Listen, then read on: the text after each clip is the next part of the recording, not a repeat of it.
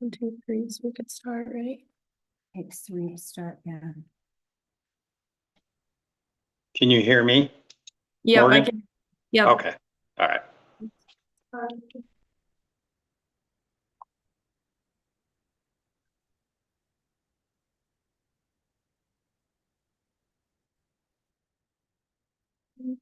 I guess I could have just texted you from the new one.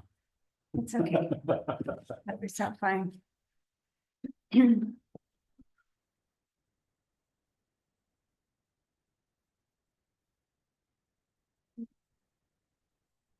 me off, 'cause I don't want to be over the close camera.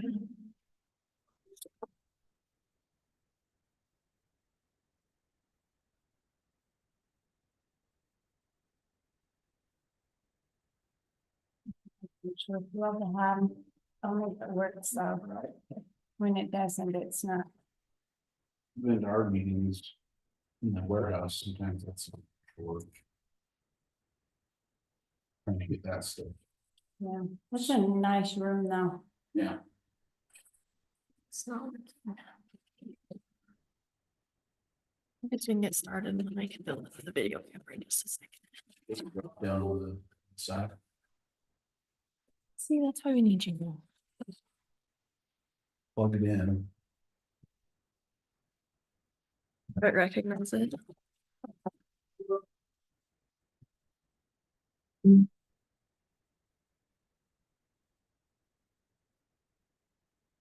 Aha. Okay, I think we're good. Okay, well, we're going to go ahead and get started. We want to excuse Ryan Hill tonight. Today is actually Thursday, April 3rd, and this is the work meeting for Hooper City Council. We are happy to have Debbie Maragoni, Council Member Debbie Maragoni, and Council Member Bryce Wilcox with us on Zoom. So, and I think we should have hopefully Dell and Lisa joining us here shortly. So first off, and you can hear us all right, Debbie and Bryce? Yes, I can hear you great. Okay, Debbie, can you hear us all right? Yes, I can hear you. Okay, thank you. So we're going to start off. We have Lieutenant Slater here with us tonight. He's going to talk to us about an issue that we have going on in Hooper, and it's on the agenda tonight as far as a draft with our motorized vehicles. And so I'm just going to turn the time to you. And if you have questions, just ask as we go along and we'll have a discussion. Cool. So this is really just some follow-up on the last council meeting, I think it was, when there was a discussion about the use of motorcycles. I know there was one piece of land for the city. We talked about that, and then just the trails. There's kind of a combination of things going. So I went out, looked at some of the signage. There is a no trespassing sign, I believe, that's on the 5100 South, 5500 West property. That should be easy enough to enforce the no trespassing there. But as I started looking at the other sections of the trail, you know, down on the west side of it, we're having problems with kids on the motorbikes as well. From an enforcement standpoint, the intent of the sign, I believe, is to make no motorized vehicles. But as we look at it now, we have e-bikes and scooters and motorized skateboards and things like that. And so I came out and met with the staff last Tuesday, just kind of talked about a few things. But looking through the city ordinances, it makes sense to me, and maybe get the guidance of the council to just put some draft an ordinance, if you will. I did a little bit of research on some of the neighboring cities, not neighboring, but other cities inside the council, or sorry, looking at Dell. Other cities inside the county that the sheriff's office services, and you know, Far West has an ordinance of what's applicable for use of the trails and the parks, and kind of going that route. So if we do get a motorcycle inside of a park, they're not supposed to be there, but it would help the enforcement standpoint of having something there to help us enforce that. And so kind of a bigger project of I brought some stuff from, Far West. Hooper does have an ordinance regarding the use of ATV on public streets. So, maybe with some assistance with, the attorneys that we get an ordinance drafted up. So that's kind of started out small being one issue, and I think the city can address that with the no trespassing, sign it. I don't believe that requires everything, but putting no trespassing signs in like let me go back, with the ordinance, if we draft it, of what appropriate use is of a park or a retention pond or those kinds of things, then our signage would just need to probably be a little bit changed, because my understanding is that one of the concerns is there's a retention pond, if it's inside of a subdivision and kids are riding in that, and we post a no trespassing, the dad that wants to take his kids over and play kickball, it's nobody's allowed. So my opinion from an enforcement standpoint is if the city was to look at an ordinance and build that out a little bit. Far West, just using them as the example, they have an appropriate use of parks. And then they have the Smith Family Park, which is over there by Smith and Edwards, that has the horse arena and that kind of stuff. And so they amended their ordinance to specific for that park, because there's only things that pertain to that park, right? So just as we look forward and move forward on enforcement, the biggest thing for me is if we're dealing with kids on a motorcycle and we get a adult or a parent on an e-bike come whizzing past us, what's the city's stance? The sign currently says no motorized vehicles. What does the city want us to do as far as enforce that? And so I don't think that you guys want to restrict the use of e-bikes on the trail, but when I met with the staff, Jared had found an ordinance that West Point had that talked about if it had pedals and, some of those things that it may be assisted, but so anyway, just as we kind of move forward, like this problem is not just subject to Hooper, it's across the state of Utah. Once the state allowed for ATVs and off-highway vehicles on roads, like created a lot of money. So we can enforce things. There is a state statute that currently allows us to use or that limits the use of ATVs and motorcycles on public lands. So we do have a statute now, but it's kind of a complex issue. It started out to be that piece of city ground and then kind of turned into some trails. So this is, we kind of think that 30,000 foot view. It would help us, help the city enforce what they would use, so. Hey, Lieutenant, isn't there some of the cities with like the e-bikes that like certain voltage or wattage that they can put on it too? Because I know like you got, if you go down here to Young's, they've got some electric bikes that will just scream. Yeah, I mean, the vacuum bikes, Augustine Police, their bicycle team uses them, they'll go for $1 million. Yeah. So there are some restrictions. I arguably don't have, I'm not the resident expert on e-bikes, but there are some that if they have a pedal, then they're okay. There is a motorcycle that's electric that isn't classified as a motorcycle, but it's not an e-bike. So there's some various definitions that, just trying to get ahead of the issue, and that as we move forward from here, I think it'll help the city and help us with some enforcement. So, and as I looked through Hooper's ordinance, I couldn't find anything like on appropriate use of parks, hours, things like that. I could have missed it arguably, but so that's kind of from that big overview. Like as we enforce hours on parks, it is signed, which we're good with, but are we citing under a city ordinance? Or are we citing under a state law? Are they trespassing at that point? Right? So my point is from law enforcement with working with the city attorney to help kind of clarify and clean some of that up to where if somebody ever did raise an issue, our back have some teeth behind it. So a couple of things we talked about in our staff meeting. So because this was turned into the state, I can't remember if we talked about that at our last city council meeting. Were we already aware of that? Do you remember us talking about that? That happened in between. In between? council meetings. Okay, so because the place where they have built these jump hills actually borders a slough, we have an issue now with our waterway because the state actually controls the water within that with the storm. That's like 100-foot easement. So someone turned us into the state has been in contact with us now. And so now there is a permit that we have to get from the state in order for us to even be able to knock down those hills.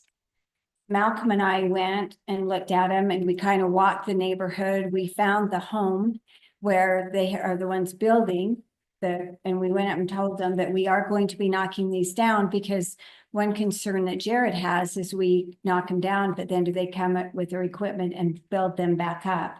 But the person that we need to get in contact with in order to get that permit, his father just recently passed away. And so he hasn't been in the office with the last few days for Jared to be able to get a hold of him.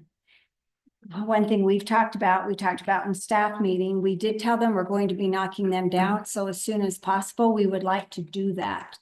Because you never like to make idle threats as a city. We're going to come knock these down. We talked to a few there were some children out there. They really like them, understandably. It's really a fun thing, but still they can't be doing them. In the newsletter that's going to be coming out next week, Jared actually wrote up something that we're going to put in the newsletter if you are agreeable with this, City Council. But it just is titled Hooper Residents, We Need Your Help. And I won't read all of it to you, but it talks about motorized vehicles being used on public property that are not designated.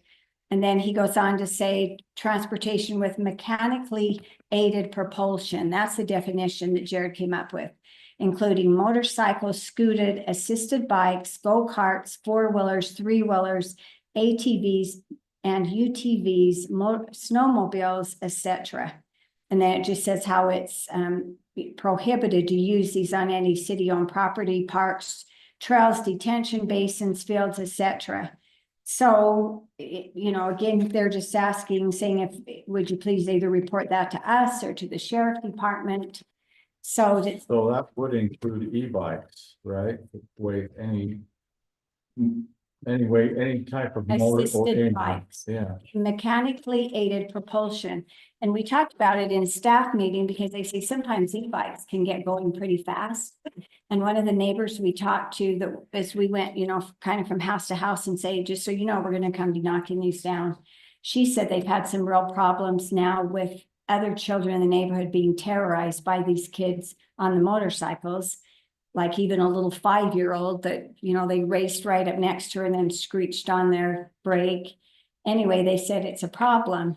So we understand they like this, they enjoy this, they want somewhere. And I don't know if I mentioned to this, I can't remember what we brought up in the last city council meeting, but when I called and talked to our insurance about it, they said, absolutely not. This cannot be permitted. And I asked them if there was any way that we could do on city-owned property, the city could make their own, then that we could have insured. And he said, absolutely not. Because he said, the problem is then how do you know that the jumps are wide enough? There's not going to be any problems. How do we make this safe enough that there's not going to be a problem? And, it's gotten a little bit colder, but as soon as it's warm weather, they're going to be out there wanting again to ride on them. So we thought we could have a discussion with the Lieutenant Slater here, and then you'll see again on our agenda, a discussion and a motion if we would like our attorneys to propose an ordinance that stating some of these things that Lieutenant Slater has mentioned. It would help us clarify the city stance on what they want. Yeah. So, and again, it's not just a problem to Hooper, it's kind of everything. And I think it makes sense why we're doing it. They are trails. You guys could add in some park stuff, define park use and so forth. Hey, Lieutenant Slater, I've got a question for you. Yeah. Can you hear me? Okay.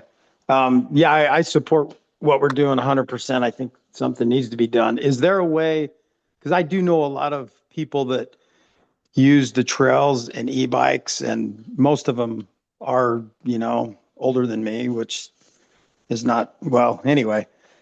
Is there a way to put like maybe the e-bikes are okay, but put a speed limit, like they can't go over, I don't know, 15 miles an hour or something like that, just to keep it safe? Because I hate to, cut everybody off, but obviously the, gas propelled and electric, motorcycles Yeah. that are I mean- high speed are dangerous to everybody, especially if you're walking out there and they come zipping by and, you don't hear them and you get in their pathway and run you over. So I'm wondering if there's have you seen that in other cities by chance? From an enforcement standpoint, it's almost gonna be impossible unless Okay. you're sitting out there with a radar gun. Right. Okay. So if you get a complaint with somebody on an e-bike, could it be done as far, the speed issue down on the west portion of the trail that's between 5900 west and 6300? There are, a couple curves through there, but there are some straightaways. So I don't know that we're gonna see a ton of speed. You could get it in certain areas, but it's gonna be those areas that were, from an enforcement standpoint, it's gonna be almost impossible for us. And to restrict an e-bike or to talk about, was it mechanically used or was the battery operational during that portion? Like, it really, I think a generalized statement that e-bikes are appropriate are probably gonna be good, but when I came out and talked to the staff, when we are dealing, let's just put the what if we're dealing with the kid on the motorcycle, which is what the intent of the signs are right now, they're not supposed to be on the trail. And we do have that e-bike come by, kind of shoots our case with the no motorized vehicles, because a motor is a motor, whether it's electric or gas powered. So, my nieces and nephews have some tiny little scooters that are about this tall. They're, 6, 8 years old. And so if mom and dad are walking with them and they're on their little scooters, is that appropriate? Technically, it's a motor, right? Like, I know I'm pretty analytical on that, but I would like it just, we know what the intent of the sign is, it just makes it difficult, but It's just gonna take some thought, Yeah. to really work something like this out, because it is different than it was years ago yeah. because of e-bikes and all the, electric kind of stuff that are kind of toys, but yet they're somewhere in between a toy and a real motorcycle. Yeah. And so then you take an e-bike and you put it down at the city park during tomato days. Is that appropriate? You know what I mean? And so that's where I think if we kind of define just Yeah. park rules, what's appropriate, what's not, if we have that in an ordinance, it really gives us teeth to help move people along. Otherwise, from an enforcement standpoint, like, we have to do all or the other. So no motorized vehicles means nothing with a motor. Yeah. Right. Well, another issue too on both of the trails. So you have the one that's around Hooper Landings, and then you have the one you're referring to between 59 and 63. Both of them have a couple of entrances onto the trail from a road. There's a little bit, but there's the road and then there's the trail that cuts through houses. Mhm. That was another thing the mother expressed concern. So someone comes off the road, like a e-bike or a motorcycle, they come down the trail. You have a mother walking with a stroller with kids. Yeah. By the time they see it, because I can think of Hooper Landings for sure, there's two, and I can think of two down at the other one as well. Yeah, so they just specify no motorized vehicles. There's actually at every entrance of Hooper Landings, there is a sign at every trailhead, if you will, right? Mhm. And so it does specify no motorized vehicles, but again, that's pretty broad and general. And so arguably, to Bryce's point, you try to put a speed limit on it. What do you do that way? And I think that I'm not an attorney, but drafting some language, I think with the attorneys, I think we can do to suffice our enforcement point and make sure that we're not infringing on citizens' rights to use the city land. So I have one more comment. Obviously it's going to be an educational curve, we're just gonna have to educate everybody, and unfortunately, probably some people are gonna get some tickets or whatever. However, say if someone has an e-bike and they're going, out to Antelope or wherever they're gonna go south, but they're gonna access our trail system in one way or another. Can they use an e-bike without, like just using the pedals to get through there? I know that's kind of a can of worms, but if they're not using the motor, is that an alternative we could look at? Or is that gonna give you guys all kinds of problems? Bryce, I can kind of answer that since I actually have an e-bike. There'd be no way to know that. Yeah, you're right. Yeah, If their pedaling's being assisted or not. yeah, And especially at the time of the violation, right? sure. Which we may be able to be there when it is occurring and catch them in the act, but if it's a third-party report from a citizen or a witness that is then reporting it to us, essentially they have to prove that that was a violation of the ordinance. So really, yeah, I don't have an answer for it, but No, I think it's really hard. we just don't want to be citing Unfortunately, it's hard. people. And I talked with Brandon a little bit from the prosecution side of, if we are addressing that motorcycle, right, and we do have that e-bike, it really just kind of shoots our motorcycle case in the foot if we don't cite both. Sure. The optics of it, so. Well, and understandably, you always have the respectful ones that Yeah. aren't causing problems. But you can't have a rule just for the non-respectful ones. Yeah. I- We have to be Employees of the fair, world. right, and across the board, and so, although law enforcement does have some discretion, it's. It really comes back to when that person's trying to defend their case with the motorcycle, that we weren't fair and equal because we didn't address the person that drove past the deputies while they were dealing with the kids, so. Again, it sounds like I'm kind of making a mountain out of a molehill, but. That's reality. So Yeah, it's enforced, it's a tough one to enforce. Yeah. That's all there is to it. And Hooper's not the only city in the state, so. That is dealing with this by any shape or form, it's just. And it comes back to like, if people are doing the right thing, they're never gonna get caught. If they're on an e-bike, they're on a motorized skateboard, right? But it's when it becomes a problem, how do we address it? What do we want addressed? And In fact, now you just brought up a whole nother thing, those skateboards with motors on them, those things they're pretty fast. They'll go 30 miles an hour. Yeah. with the wheel. So, but as the weather's starting to get nice and, I told the mayor, I'm like. Probably could have had a conversation about this 5 years ago, everyone, like Marriott Slaterville doesn't have anything, West Haven doesn't have anything. But I would like to see Hooper get some rules for the parks and, kind of explore some of that. As well as we're addressing the trails, because I think I was in one of the council assignments, it was a parks, trails. Kind of a group thing, so in my head, it was like, as we address this, I think it's a perfect opportunity to kind of. We're gonna create an ordinance and go through the work, let's put more than just. The trail motorcycle e-bike thing, right? Cause then I moved the e-bike to Hooper or to Tomato Days and. You got somebody riding around in the park, is that appropriate, is it not? So. I would say no, but Well, the chances of someone getting hurt is pretty high. I mean, they won't run over somebody. no. It's pretty, it'll likely happen at some point. So Lieutenant, can I ask a question? If you come up with park rules, obviously you've got to have the signs, right? Yeah, That you don't have to post all the rules. Could you hang a sign with like a QR code so that anybody with a smartphone can scan it? It takes them to the city's website directly to that ordinance so they can see exactly what the park rules are. Does that satisfy requirements of posting? is Brandon online? No, he's not. I don't know the answer to that question.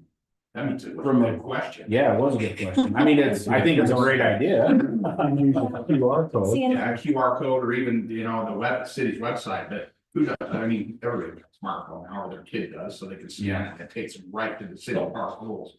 And you can do it for every trail, every park, and it could be different if you needed it to be, but. well, that's even one thing Mm. about the no trespassing signs, because as we talked about in staff meetings, so we put, because we had some kids that were riding a four-wheeler up on top of the dirt hill out here. Yeah, Well, we can't put no trespassing because that's a park. yeah, I mean, you can't even walk through. Yeah, so we can't put no trespassing on our trails because we want our residents using them. Yeah. So So like that's, a no unauthorized use, you know, we talked about retention ponds that are grassy inside of a subdivision, right? We post no trespassing, and that means nobody That can means use you it. can't even pick them up. Yeah, yeah, so just as we kind of look at, you know, getting new signs and kind of moving forward, what is appropriate use? And I think it, you know, in my simple head is no unauthorized use or authorized use only. And then you have the Full, QR yeah, code. full list of park rules, Yeah, scan here. so, and a mother with a child probably with QR code, a kid racing by on his motorcycle probably won't. Well, and you know, when you were talking about like the T intersections coming through the landings, have you ever heard of defensive architecture? So it's something we use, like, think downtown Salt Lake where you get a lot of people hanging on your flower beds looking for day labor. So you yank out the grass and put in rocks. You can do on those trailheads coming in, you place just one rock on one side, so you still get your ADA requirements, but it slows that traffic. You get onto the main trail, so those kids hauling butt on bikes would have to slow down. So defensive architecture or hostile architecture. I like the first one better. Okay. And then I saw some notes. yeah, I think this printed them off, I can't remember. Like here's, I believe this is West Haven's.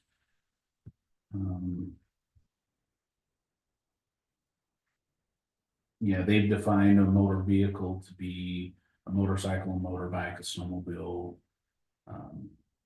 And any other self-propelled mechanical vehicles. So anyway, I think there's some things about copying, city can copy and paste and look at what some of the other cities around have done, but yeah, I couldn't find anything in local ordinance as far as park hours and so it kind of brings up like, Yeah. it is signed, I believe, down there, park closes at 10 o'clock, but if somebody really wanted to step up, and where did that rule come from? You know, there's who hung the sign, and you know, depending on the severity of the case for us, if it's a big felony case or something, right? Like that's where those things are really going to be challenged in court. Yeah. So. How do you feel, city council, about what I read about Jared in our newsletter? We're hoping to have that go out the first of next week. Are you all right with that? Any comments? I think it sounds fine. Okay, Do you want to read it one more time? yeah, I'm sorry, I should have made you copies. I mean, I'll just kind of maybe the main, the headline is Herpa residents, we need your help. And it just says we have a growing number of problems with motorized vehicles being used on public property that are not designated for motorized vehicle use. And then it just has another thing about costing things to repair, which it is with our detention. But then the part that he calls them mechanically aided propulsion, including motorcycles, scooters, assisted bikes, go-karts, four-wheelers, three-wheelers, ATVs, and UTVs, snowmobiles, etc. And then he also puts in here, I thought, which was good too, that says many of these motorized vehicles are operated by minors with no driver's license and are unregistered and uninsured. There are many concerns associated with this issue: liability, safety, property damage, erosion. So any vehicle operated on a public street must comply with the state code. And then again, just it is prohibited to use motorized vehicles on any city-owned property, parks, trails, detention basins, fields, etc. Okay, so that does cover any city-owned property, And any city. any, owned. so I think Mhm. that's, Yeah, I'd be in favor of that. yeah, on any city-owned property, parks, trails, detention basins, fields, etc. He said apart from licensed vehicles on streets and parking lots, of course. Yeah. So, yeah, but So did- oh, go ahead, Bryce. Oh, go ahead. Oh, So he did it just- say trails in there as well? I didn't. Does, Any parks, city-owned trails. Okay, Parks Trail, okay. Detention basin, yeah, and he just said any person caught operating a motorized vehicle on city property where motorized vehicles are prohibited will be subject to fines, vehicle impoundment, and could be held liable for damages to property and any injury. Yeah. We have quite a bit of property damage that is occurring in our detention basins and also in our parks. So this, the other night, I don't know if this had occurred before our last city council meeting, the lieutenant that came out actually had the kids go back and get a broom and sweep off the pickleball courts. Because what they were doing is they were doing donuts as close as they could to the pickleball courts, spraying dirt on the pickleball You know, courts. I saw the gravel on the driveway going into the public works, and I wondered how did that get spread, and that's probably what they did, yeah. Yeah. Got a motorcycle in the gravel and, Yeah, Pick it out. so I thought that was good, you know. yeah, sure. He stopped and said, "Do we issue him a ticket? What do we do?" And I said, well, they at least need to take care of what they've done because there were kids that were playing pickleball that they were actually spraying the dirt on. Mm, And so that's where, I mean, even as you guys look at creation of a sign at a park, right? If there's scout projects or, you know, things like that that can be done, that's something that the city can then look at and, you know, get some nice signs with the park rules listed or so forth. You know, there's ideas to further it on. So I like what Jared put together. I still would like to see if there's a way, because you don't want to penalize, you know, I know, like I said, I know a lot of people that use the trails with electric bikes, penalize them because they're just going to a destination.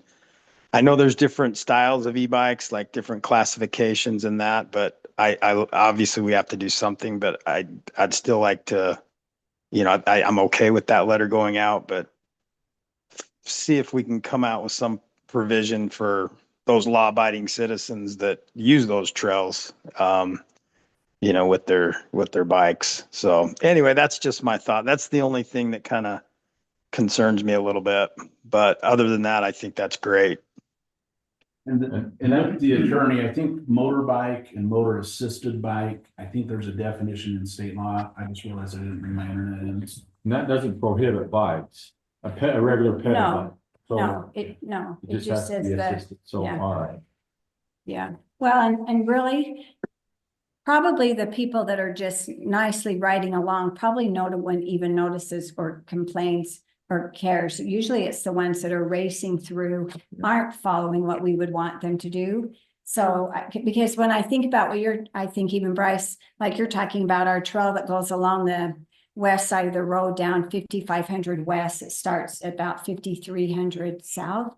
People that were on there probably aren't the ones that are the same ones that are racing through the No. detention ponds. No, we just, from an enforcement standpoint, it would be great to have some guidance because there are people recreating and using the trails on a daily basis and that the city never hears about, we never hear about.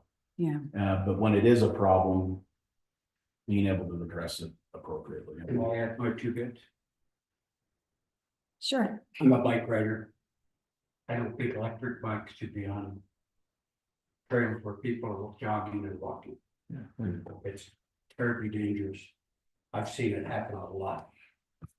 It's riding my pedal bike. Yeah. Well, like we said, some of them get going pretty fast. They can go 30 miles an hour. Yeah. Yeah. Well, any other comments on this? So be thinking, you know, this is our last thing on our agenda tonight. Not that we have to come up with everything, because if you make a motion and want to do a proposal to draft an ordinance, then we would certainly get with Brandon. You know, we can give you any information that you have, Lieutenant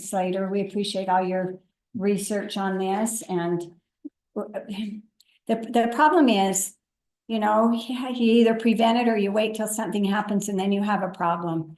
So anything we can do to prevent something from happening, because if it keeps going on the way it is, probably there will end up with somebody being injured, and then it's almost too late. And so I'm always one that says, let's do some kind of prevention first before, so. Yeah, Okay, thank you, Lieutenant. That was very informative. anything else you'd like to address with us on that? Nope. No, I Okay. think just, I'm gonna go back, well, I guess, yes, one thing is, some of these others address the smoking in the parks. So if we have an issue with that, say at Hooper Days, we have the state law that backs it up, but just being able, you know, it is an outdoor space, and if they're X amount of feet away from people, you know what I mean? So just, I think going kind of back and encompassing those park rules.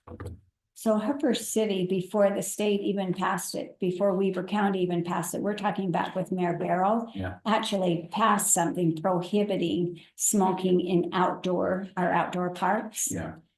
So we could maybe look that up. I know it was during Mayor Barrel's time. Okay, and like I say, Yeah. I may have missed it. And it might have just been a resolution, maybe not an ordinance, so that maybe could be, give it a little more teeth if it was an ordinance. Well, it gives a person a place to go find it. Mhm. I think there's some signs that people. can There collect. is. Yeah. Yeah, because then Weber County passed it, then the state passed it, because it used to be you couldn't smoke in public buildings, and then it was an outdoor. And that's going back to, if the county has an ordinance, we can use the county ordinance.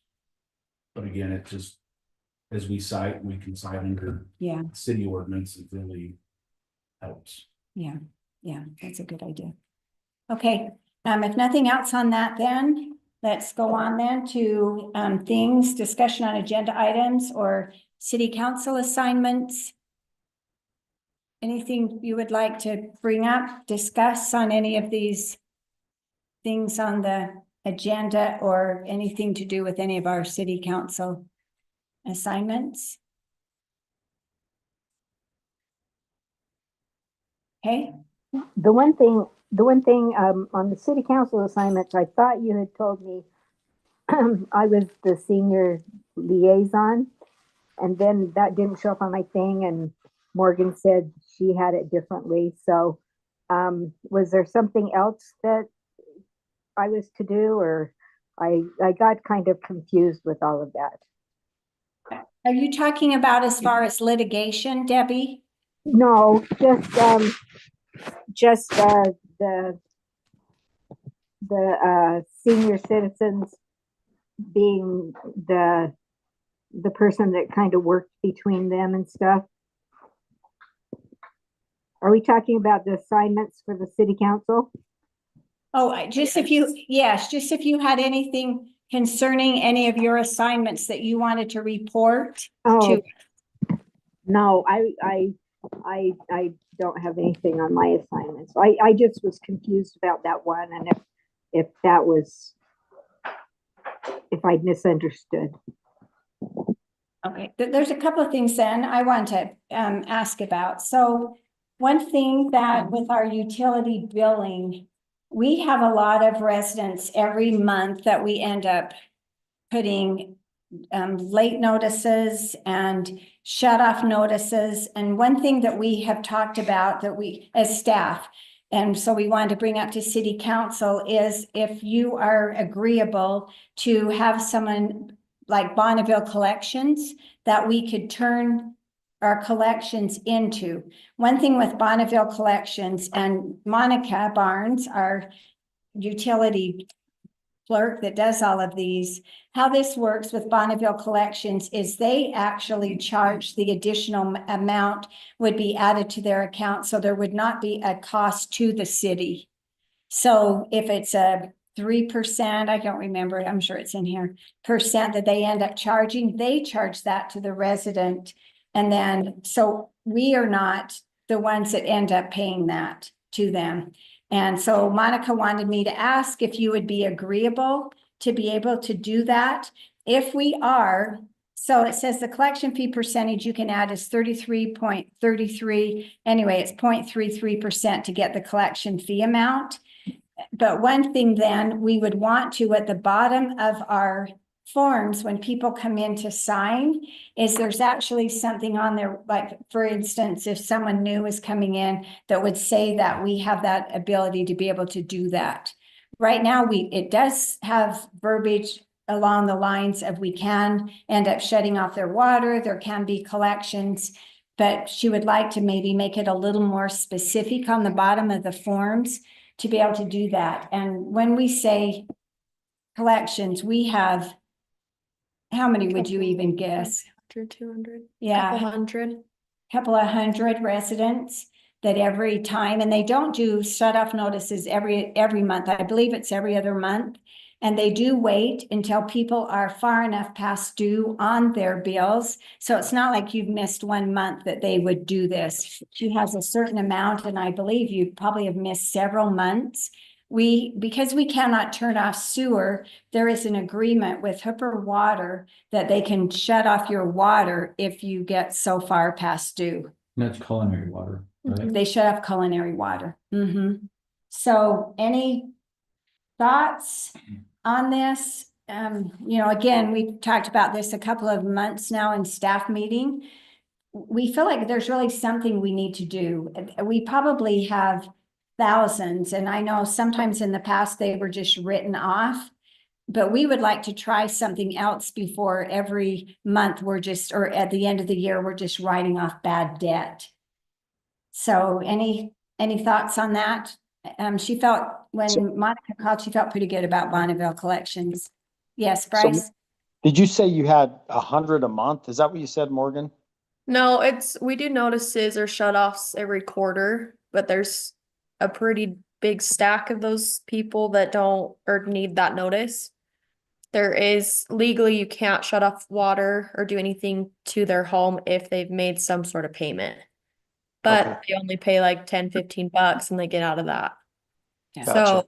it's getting to How the much- point where they're $600-$800 past due, but there's nothing we can do because they're paying at least $10 a month.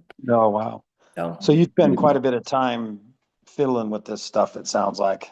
yeah. There really is, and we've talked to Brandon.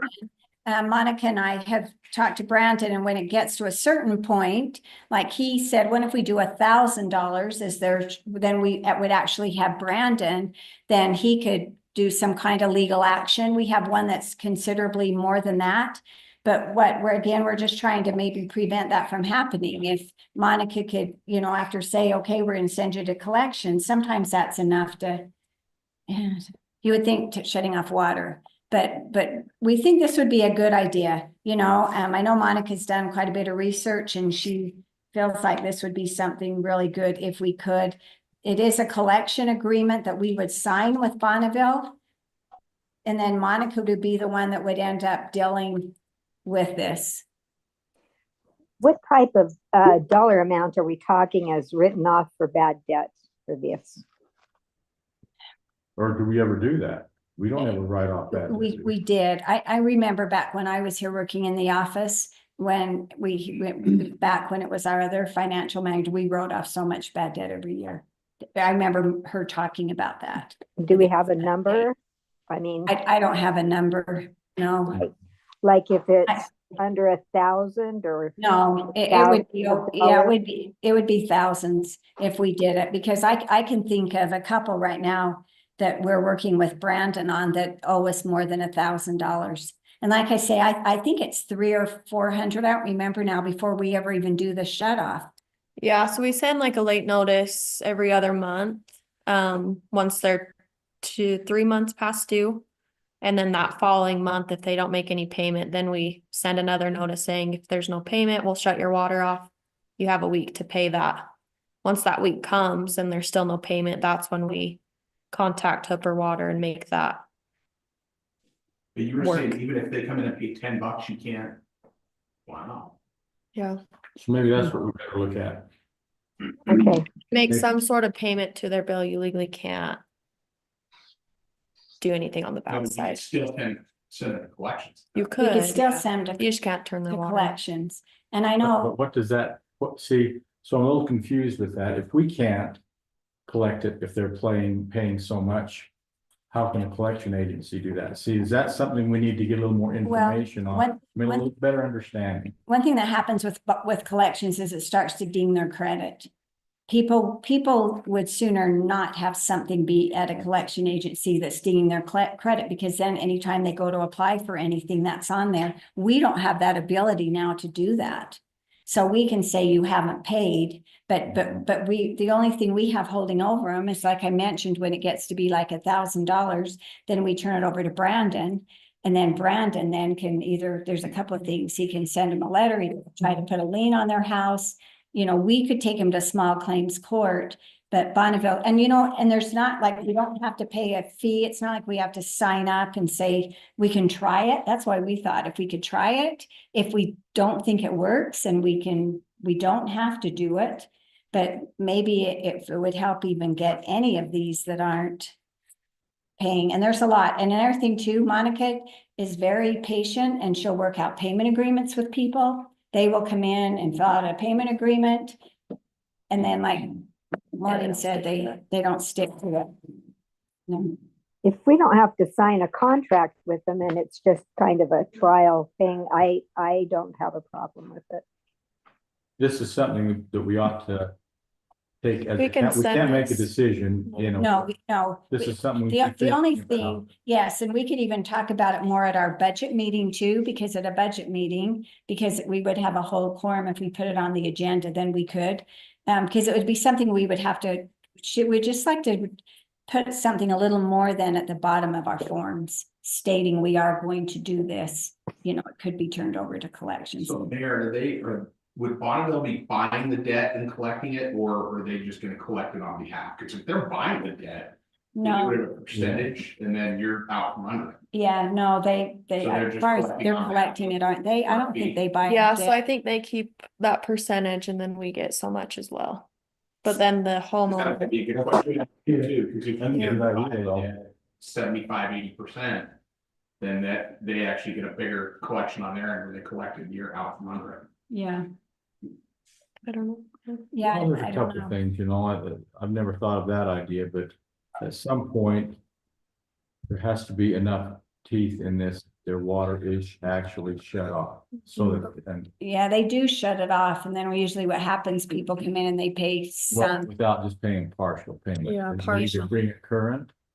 It's brought current, so that just needs to be rewritten or something, Mhm. Yeah, so. yeah, from what I I'll look at understand, that with Monica again. it was, if it's like $1,000, then you take the 33%, it would be like $300. Then now all of a sudden, instead of them owing us 1,000, they owe Bonneville 1,333. Bonneville keeps their 333, and we still get our 1,000. But that's a good thing. We could ask about Mhm. that with that. But anyway, just a thought. Like you said, we can't make any motions or anything here in work meeting, but we could talk about this more in. So budget what's the meeting. biggest debt? What's the hardest thing to collect on? Would you say? It's just our sewer, right? That's the only Yeah, thing sewer we debt. have. I guess the biggest debt that we have is homes that are not being lived in right now, but their bill is still But it's always, well, that's the only thing we Here have is sewer. sewer and Mhm. garbage, It's the only so. thing that can't be turned off. Yeah, yeah, we can't turn off Do sewer.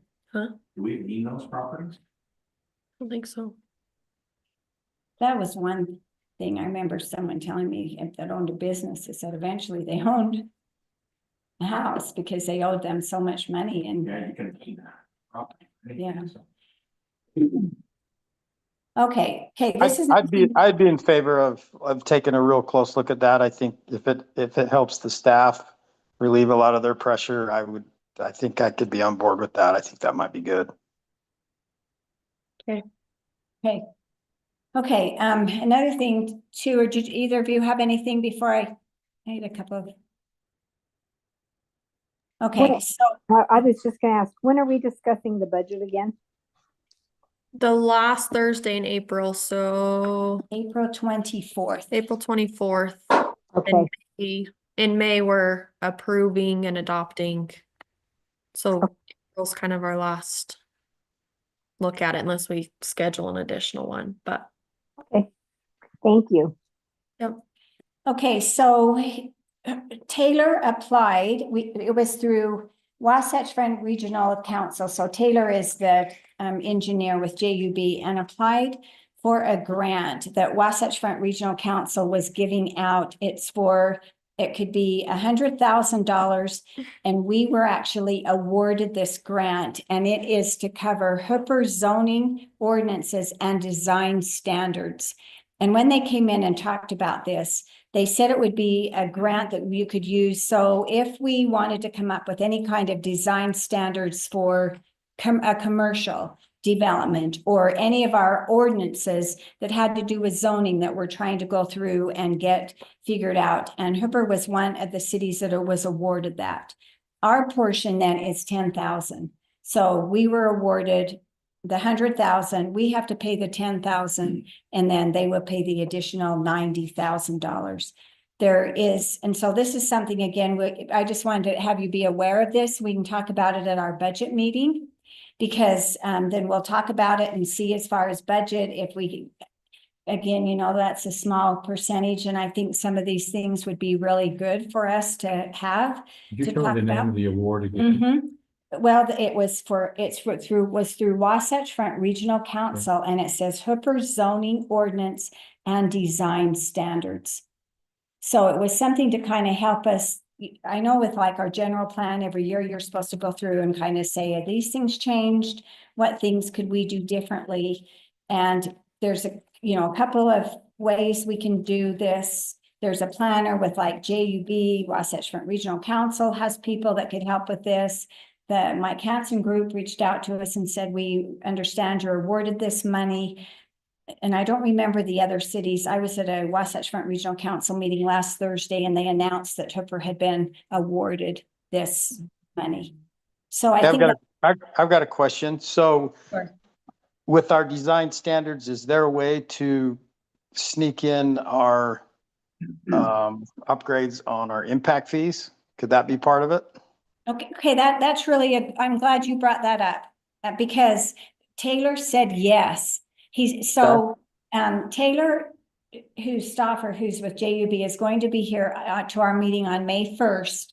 And he's doing on roads, sewer, storm drain, and parks, because we have not done an evaluation on those impact fees for quite some time. yeah, maybe since the beginning of the city.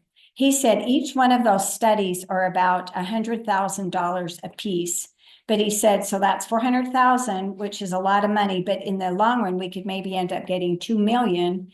But he did say that, Bryce, just what you said, that with this, they could probably incorporate some of this grant. So, I mean, we're still going to have to pay for all of that other, but it would probably be less. So I think that's something that we could work on, and something we need to, because our park impact fees are behind. Currently, we don't have a sewer impact. We don't have the storm drains impact, nor do we have roads. So that really is something that we do need to have. Like I say, even though it costs money to do those studies, but in the long run, we will end up getting money. So, okay. And again, these are just things just to, so you're aware of, and we can talk more about at our budget meeting. So Planning Commission has asked if LRB could come and do a presentation or be at their next Thursday at their Planning Commission meeting to answer questions for them. When he was here, he said, yes, that they would come. They will come, but there is a cost for them to come. So they build it in before, and just so everyone's aware, Stuart already knows, and their check is on their way to us to reimburse us. The total for LRB was $13,260, and $1,460 of that was for them to come to City Council and do the meeting presentation. So it's not that he would be willing to come to Planning Commission. And we had a couple of Planning Commission members that reached out and asked if they could come. And I said, we need to probably ask City Council if this is something that you are all right with spending $1,400 to have them come, because this won't be covered by Stewart or the Terra Strata group, because this was not included in on the bid. This is just something Hooper City this is additional that we are asking them to do. So Stuart check Way is that? For the total? his 13,000. 13,260, but see, when they originally did it, they only ever said they would be coming one time. So for us to add in for them to come another time, LRB and Malcolm's excuse Malcolm too, he's not here tonight, but he's been working back and forth, and the last email, they said yes, would be willing to come at an additional cost. And then Malcolm said, okay, how much is that going to be? He didn't answer, but then, you know, Morgan, that's so efficient, pulled up their bill, and that's what they charged us to come to city council, was $1,460. So did. I guess that's what, Stuart paid that to come to city council, but we can't ask Stuart to pay to have him come additional time because that wasn't ever part of the agreement. Anyway, what, Bryce? oh, I was just saying, because we did ask him when he came if he would be, and he said he'd make himself available. I guess $1,400 is available. He kind of indicated that he would just come do it, but sounds like he's had a little change of heart, but that's okay. So we need to know whether to put it on the agenda or not. If city council is fine paying that, then we will confirm with him to come. If you're not, then yeah, we just kind of need to know your feelings on that. You know, that's if you're willing to pay that additional amount to have him come, or and maybe we could, you know, Malcolm, he didn't get any response from him today other than, yes, there will be an additional cost. Malcolm said, what's that cost going to be? They didn't answer back. And so now, you know, we wanted to get the agenda out today for planning commission meeting, but Morgan will come in tomorrow to send that out. We just don't know whether to list them or not, if you're okay to do that or not.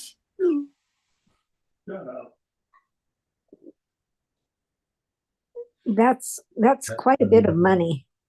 I mean, That's quite a bit of money. Yeah, that's why I'm leaving it up to what you think. What if, you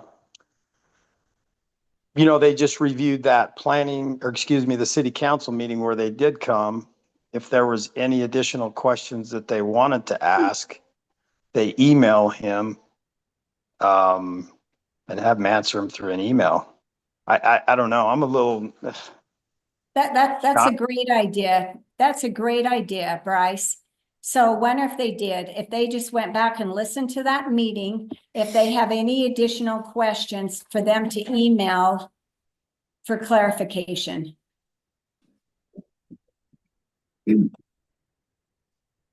I like that. Was all that recorded? Was LRB, I guess they don't. Yeah, it's all recorded. Part of the council meeting.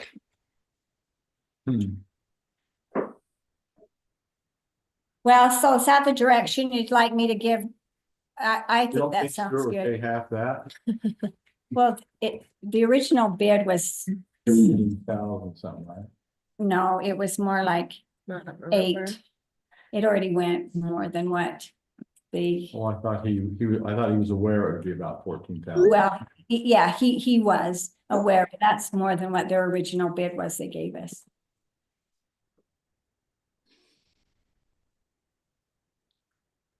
Well, we can What if here's another option. I mean, if obviously that's a pretty high price, I think, but I guess they're a whole lot smarter than us. What if you hit him back and say, hey, we'll give you $500 if you come out? I mean, basically to have our accountants come out to a meeting, that's basically what we're paying them. I mean, that's another thought. I don't know what anybody else thinks, but I don't want to shortchange the planning commission. But I think $1,400 is a little steep. Well, I think, you know, Malcolm can reach back out and say, I think probably not put them on the agenda. And then if there's questions, or we can ask, if Malcolm can maybe reach out to them first thing in the morning. You know, anyway, we need to. Okay, that sounds good. Yeah, Okay, yeah. okay. We can always add it on the agenda if we get a decent price from them. Yeah. Okay.